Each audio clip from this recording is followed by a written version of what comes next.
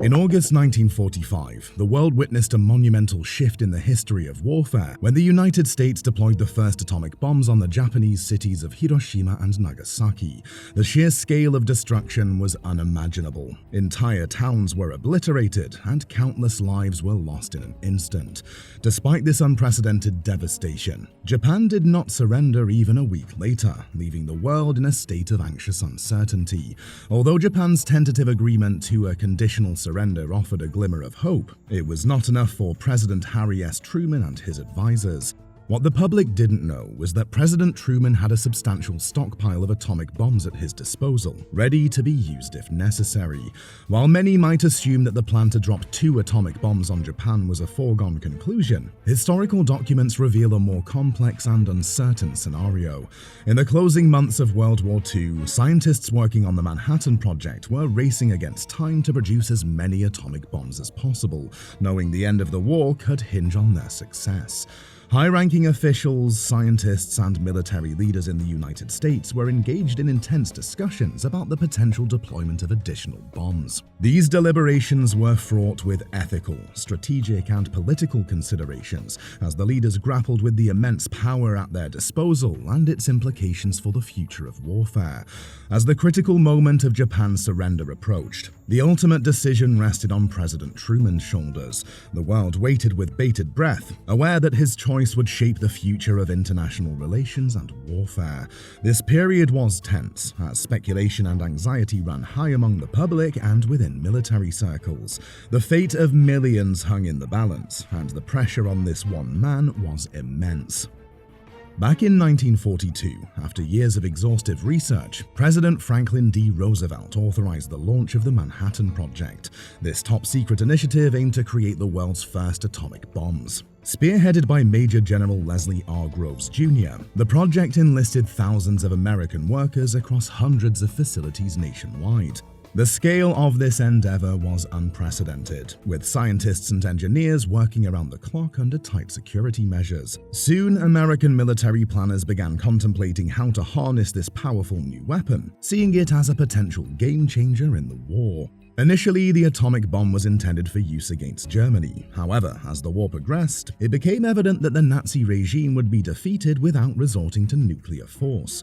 Consequently, the focus shifted to Japan. Major General Groves convened a committee to determine potential targets. This committee, comprised of scientists and critical military personnel, meticulously deliberated on the bomb's use.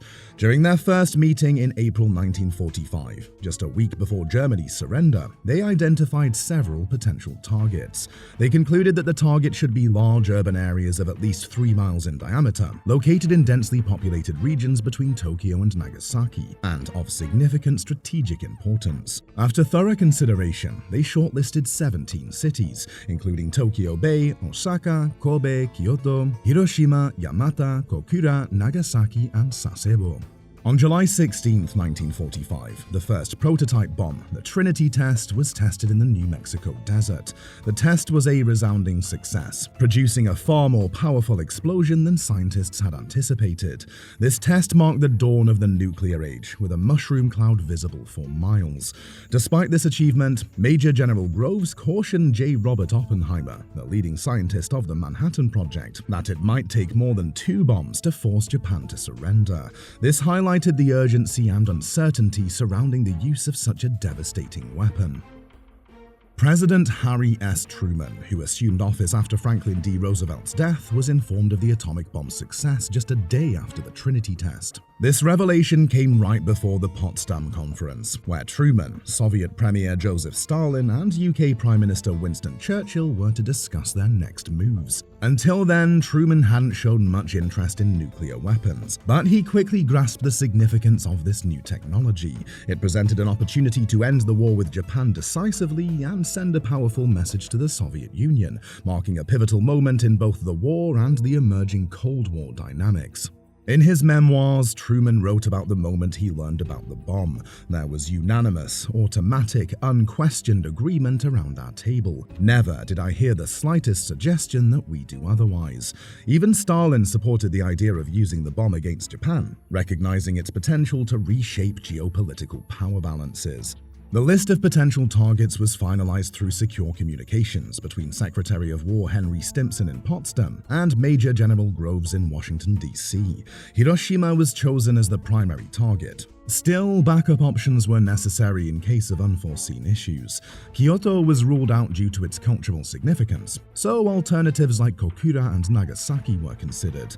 Nagasaki, a port city on the Japanese island of Kyushu, housed 2 munitions factories, making it a strategic choice.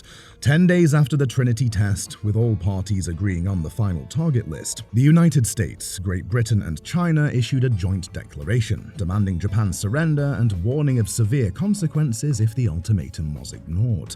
Since the Soviet Union hadn't declared war on Japan, it didn't participate in this declaration.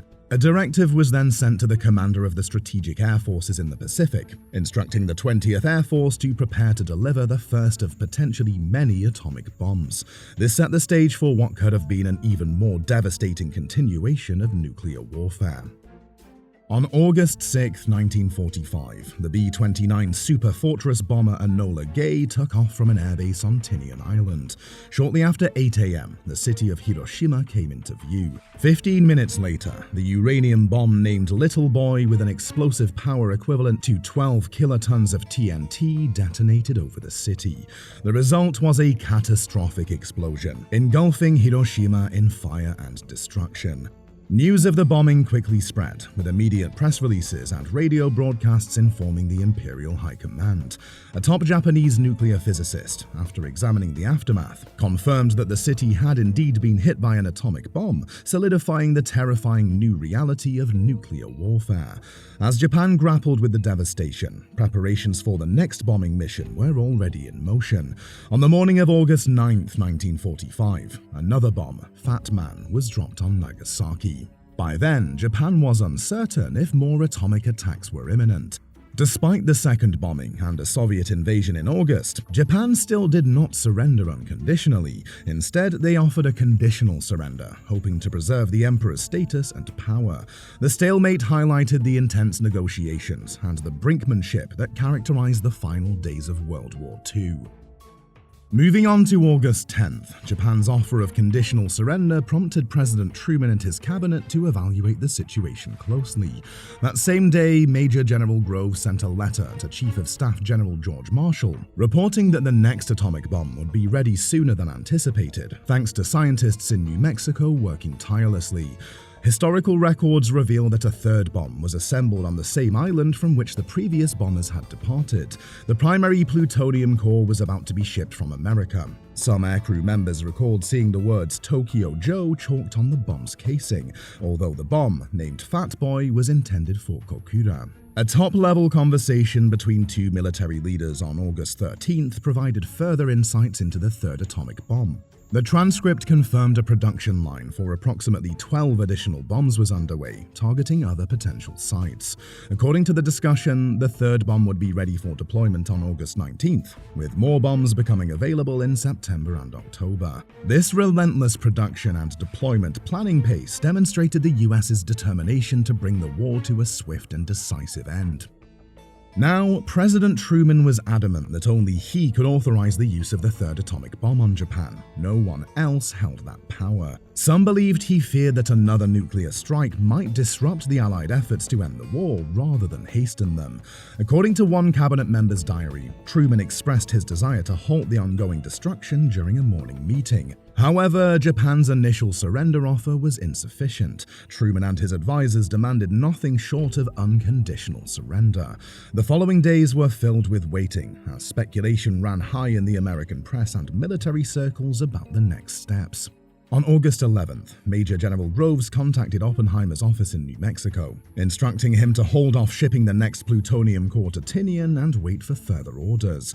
Even with the atomic bomb line paused, Army Air Forces leaders continued to theorize about potential following targets, with much discussion revolving around Tokyo. Truman's resolve was firm. He understood the gravity of the decision and the potential consequences. His advisors were in constant communication, weighing the options and considering the impact of further atomic bombings. The tension was palpable as they awaited Japan's response, knowing that the fate of many hung in the balance.